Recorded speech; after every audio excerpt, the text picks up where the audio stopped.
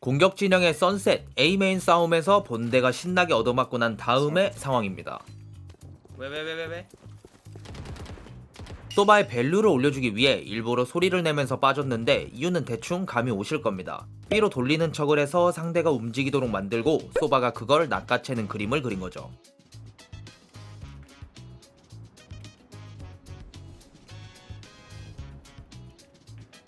Three seconds more. One more side. 30초 남았습니다. 아군이 한 명 남았습니다. 같이 메인에서 합류한 뒤에 천천히 작업하면서 한 명을 자르는데 성공했습니다. 진입하려고 비버처럼 집을 짓는 과정에서 그새를 못 참고 소바가 죽어버렸네요. 하여튼간 팀원은 도움이 안 됩니다. 그죠? 소바를 잡은 사이퍼는 A 링크에, 피닉스는 A 사이트에서 찍혔었죠. 이러면 피닉스가 엘보로 나오든 사이트로 나오든 할 겁니다. 지금부터 이걸 머리에 둔 채로 게임을 해야 되는 거죠. 스파이크가 A 지점에 떨어졌습니다. 이런 내 카메라가. 한 명 남았습니다. 여기서 엘보에 있던 피닉스를 카메라로 찍으면서 상대 정보가 완성이 됐습니다. 잃을 게 없기도 하고 빠르게 쇼부를 보면 이득인 저는 바로 피킹을 나갔는데 이때 피닉스가 쫄았는지 몰리를 던지면서 빠집니다.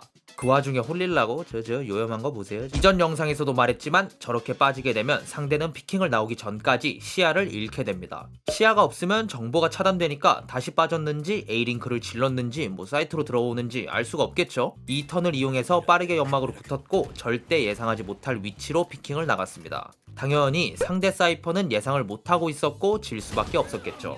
이렇게 사이퍼를 잡고 바로 B로 돌립니다. A에서 싸우는 건 피가 없어서든 시간 때문이든 승산이 아예 없다고 판단했습니다. 물론 B로 돌릴 시간은 충분하다는 걸 이미 알고 있기도 했고요.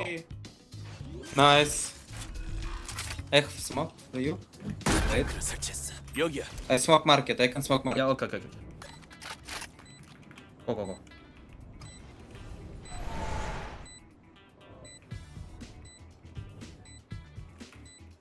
팀원이 연막을 쳐준다길래 CT로 쳐달라고 핑을 찍었는데 이해를 못했는지 거리가 안 됐는지 마켓에 연막을 쳤습니다. 아쉬운 대로 연막을 이용하기 위해서 빠르게 마켓으로 붙은 뒤에 상대를 기다리기로 했습니다. 연막 타이밍을 잘못 계산한 탓에 도박을 할 수밖에 없었습니다. 연막 밖으로 이상하게 뚫고 나가는 짓을 하게 된 거죠. 상대가 마켓에 있었다면 아마도 졌을 겁니다. 근데 운이 좋게도 상대가 마켓으로 오진 않았네요. 이 상태라면 턴은 저한테 있기 때문에 해체 사운드만 기다리고 있으면 됩니다. Smoke you market. 야, one more same thing. 첫 번째 해체는 당연히 페이크라고 생각했습니다. 상대가 느린 템포로 오는 바람에 상대는 제 위치를 아예 모르는 상황이었고 해체 소리로 저를 불러들이면서 한 곳을 클리어할 거라고 생각했죠. 이 사이에 연막 안으로 안전하게 숨었고 다음 해체 소리를 기다릴 생각이었습니다. 상대가 해체 사운드를 냈습니다. 이번에는 시간이 없기 때문에 반해체를 하지 않으면 안 되는 상황이 된 거죠.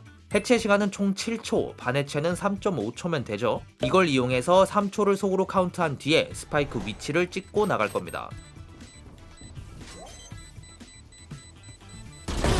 Let's go. 이렇게 클러치 상황은 어느 정도의 도박도 필요하고 본인의 판단이 맞다는 믿음도 필요합니다. 1대1 상황은 이기면 옳은 판단이고 지면 틀린 판단이니까요. 물론 상황에 따른 정답은 있겠지만 웬만한 1대1 상황에는 이런 게 존재하지 않습니다. 방금처럼 말이죠. 이번엔 바인드의 수비 진영 사이퍼입니다. 어찌저찌 상대가 A를 뚫었고 B 럴킹에 의해 팀원이 잘리면서 1대3이 돼버린 상황입니다. 아군이 한 명 남았습니다. 스파이크 설치.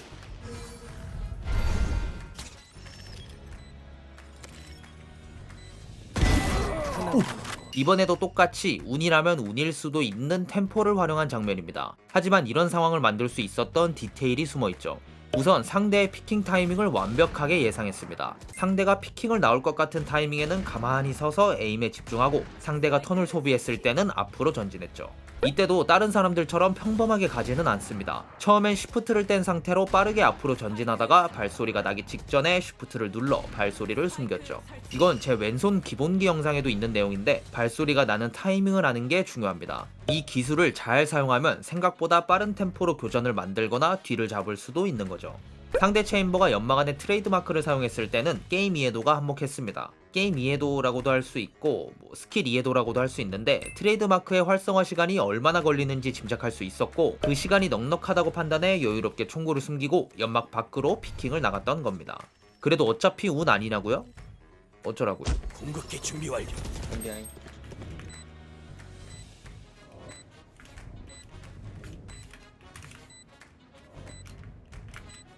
적군이 한 명 남았습니다.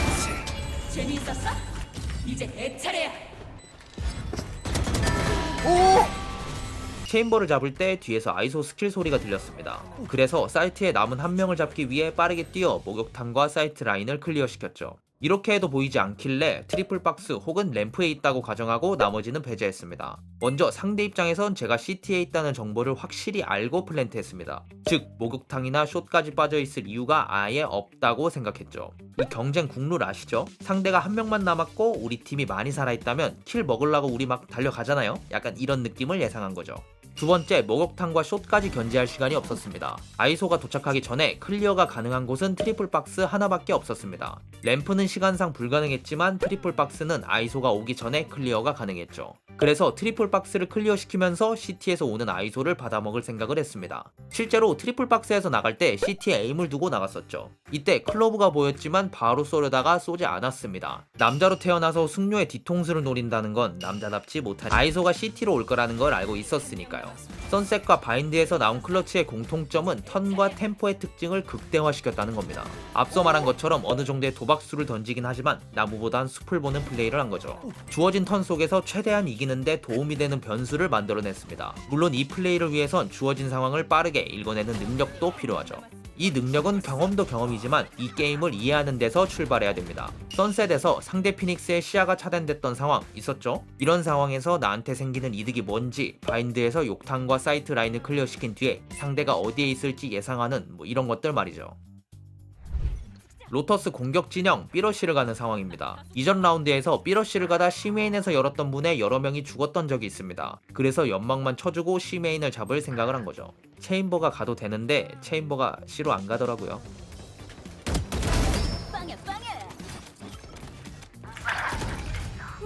스파이크가 B 지점에 떨어졌습니다. 체인버가 죽었다는 걸 놓친 탓에 제트한테 죽을 뻔했지만 겨우 수습했습니다. 근데 이러고 나니까 본대가 터졌고 1대2 상황이 됐네요. 스파이크도 B 사이트에 있으니까 좀 답답한 상황입니다. 또 개코가 B에 있는 건 알겠는데 클로브의 위치가 애매했습니다. 근데 개코가 이렇게 혼자 뛰어댕기면서 스킬도 줍고 하길래 같이 있다고 생각했습니다.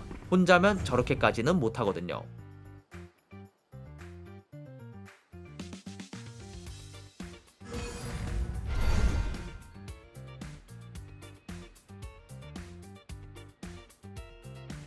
각을 지우고 있는 과정에 연막이 쳐집니다. 이 연막이 쳐지길래 오픈해서 더블로 보고 있을 줄 알고 좀 쫄았는데 상대가 보이지가 않죠? 이걸 보고 B 진입을 양각으로 보고 있을 거라고 예상했습니다. 연막은 페이크였던 거죠.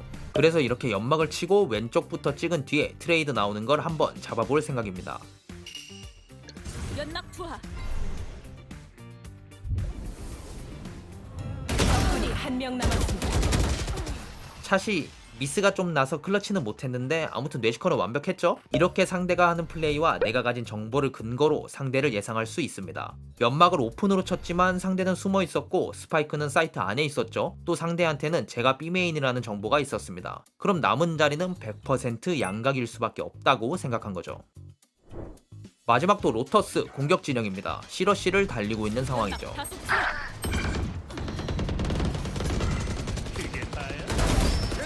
궁극기가 준비됐어.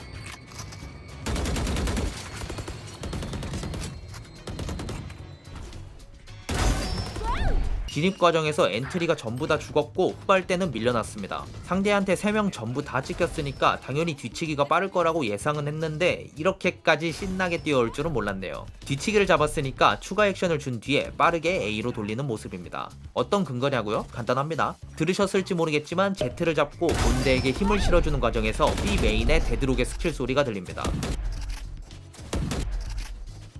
체인버랑 저 둘 다 스킬 소리를 듣자마자 칼을 들고 A로 돌리는 모습이죠.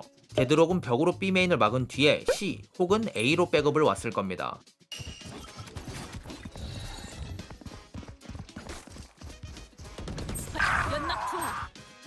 스파이크가 A 지점에 떨어졌습니다. 아군이 한 명 남았습니다. 적군이 한 명 남았습니다. 상대 팀 수가 불리했기 때문에 C로 백업을 가서 뭉칠 줄 알았는데 A에 있었습니다. 아마 돌릴 거라고 미리 예상했던 것 같아요. 만약 A로 왔어도 3대1 상황이라 문제가 없을 거라고 생각했지만 둘이나 잘리면서 1대1 상황이 만들어졌습니다. 쓸모없는 새 데드록을 잡고 레이나는 C에 있었죠. 그래서 메인설을 했습니다. 여기서 레이나가 올 수 있는 곳을 미리 판단하고 설 위치를 정한 건데 레이나는 크게 헤븐 혹은 메인으로 올 수 있겠죠. 데드록이 꽤 길게 버텼기 때문에 레이나가 빨리 올 거라고 예상한 겁니다. 스파이크 설치 완료.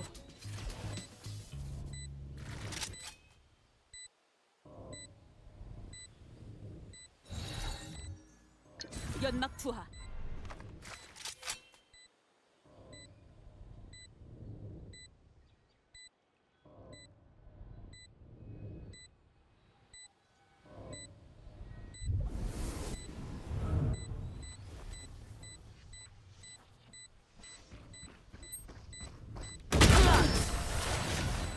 메인설을 하고 헤븐으로 가져온 근거는 간단합니다. 메인으로 나가면 계단과 잔해 쪽 양각으로 스트레스가 상당해지죠. 또 나무로 들어가는 건 스스로 갇혀 턴을 버리는 꼴이라 최악의 선택이라고 생각한 겁니다. 그래서 헤븐을 밀고 CT로 돌아 다시 메인으로 오는 걸 선택했는데 이 판단의 근거가 중요합니다. 먼저 헤븐을 밀어 CT를 클리어시키면 상대의 정보가 특정됩니다.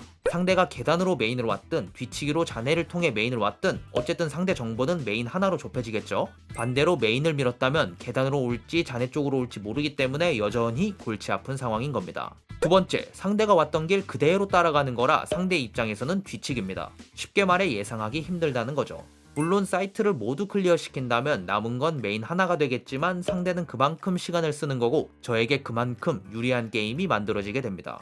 이렇게 되면 시간을 활용해 메인에서 해체 플레이를 하면 되겠죠? 이 플레이에 힘을 실어주기 위해 사이트에 갇혀있는 척 연막도 쳤습니다. 여기서 연막을 바로 치지 않고 헤븐을 클리어시키고 난 뒤에 친 이유는 안전하게 게임하려고 했던 겁니다. 어느 정도의 도박으로 칼을 들고 빠르게 붙어 대충 클리어시킨 느낌도 있긴 하지만 헤븐으로 올 일은 거의 없다고 생각했죠. 헤븐으로 오게 된다면 상대한테는 각이 너무 넓어지거든요. 원래는 연막 안을 클리어시키고 메인으로 빠지려고 했지만 실패했습니다. 그래서 이렇게 숨어있다가 해체 타이밍에 상대를 잡으려고 노림수를 던졌고 성공했죠. 제가 클러치 확률이 높고 1대1 승률이 높은 이유가 여기에 다 있습니다. 이 게임은 턴이라는 게 존재하고 턴을 최대한 활용하기 위해 템포를 끌어올리는 겁니다. 교전 상황에서의 턴은 상대가 총을 쏘고 무빙을 하거나 숨는 상황들을 말합니다.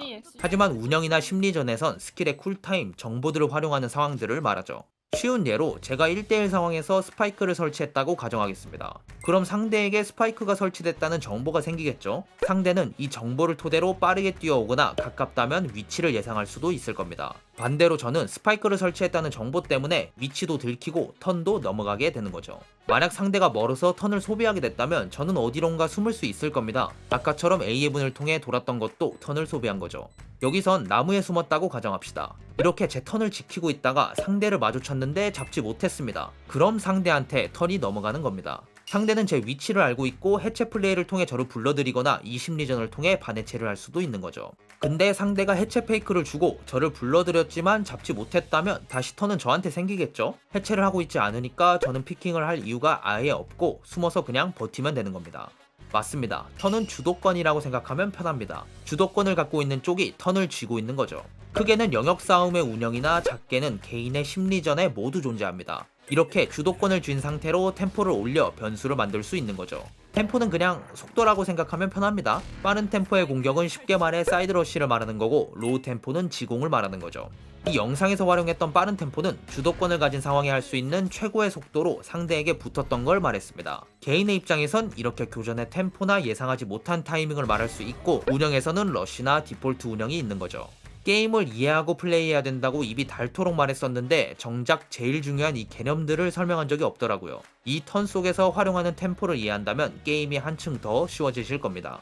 저는 게임을 총이 아니라 머리로 풀어가는 경우가 좀 많은데 이걸 이해했기 때문에 가능하다고 생각합니다. 그럼 오늘도 여러분의 소중한 시간 제 영상을 봐주셔서 감사하다는 말씀 드리면서 저는 다음 영상으로 찾아뵙도록 하겠습니다. 감사합니다.